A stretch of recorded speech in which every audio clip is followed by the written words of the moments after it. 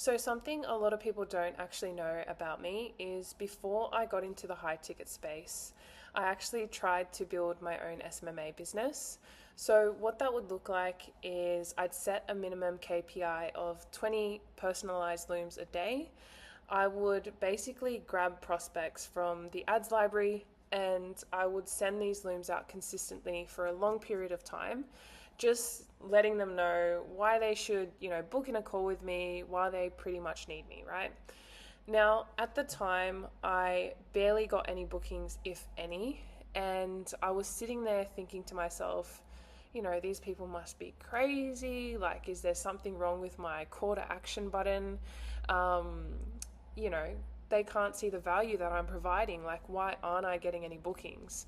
But really sitting here, having built the experience I have with high ticket and closing and just sales in general, I can look back and see the areas where, someone wouldn't want to book in and where I could have done so much better in the past. So I'll share a snippet and I'll walk through that. But it's definitely a great learning lesson for me. Hey there, Amar. Jess from Perspective Media here. I trust you're well. Just wanted to send through this quick marketing order to you as I did come across and notice one of your booster posts on Facebook the other day. So the first thing that you'll notice with those videos is my body language, and just how I'm showing up in the loom. So back then I was very reserved and I was very held back. And the main reason for that is on a subconscious level, I saw these real estate agents as, better than me.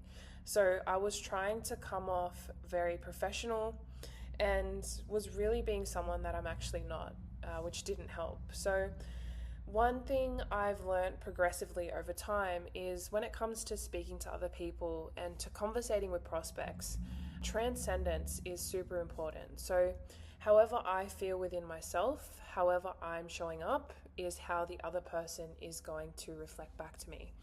So when I used to jump on calls and I would get people that wouldn't open up, they were so vague, they were telling me to skip to the point, I would sit there and be like, what is wrong with these people? Like, why can't they just open up to me? But in reality, I wasn't even being open myself. I was hiding behind a facade, and I wasn't even being vulnerable with them. So I couldn't expect the same thing back. Now, as time has moved on, I've learnt to become comfortable within myself and my skin. Naturally, prospects can feel that, so they open up to me, they trust me, and I'm able to understand, get to know them, and reframe or help them out, get them over the line if needed.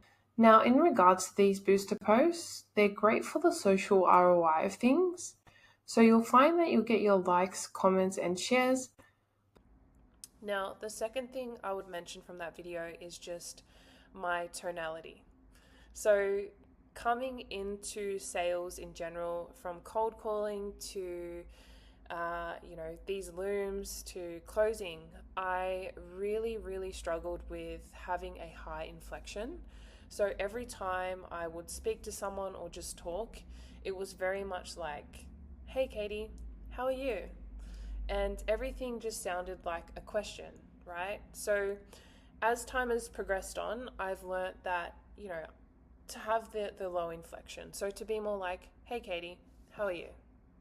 And to understand that one is seeking approval and the other one is commanding respect. If you were to shut off this video and just listen to the audio of both, you'd see what a difference it makes. And it's something that's really lifted my cause over time. And honestly, it's given me a different reception. People treat me differently when I change these sort of things. So looking back is a blessing. I've grown as a person and I felt this is something that would benefit others, but also myself.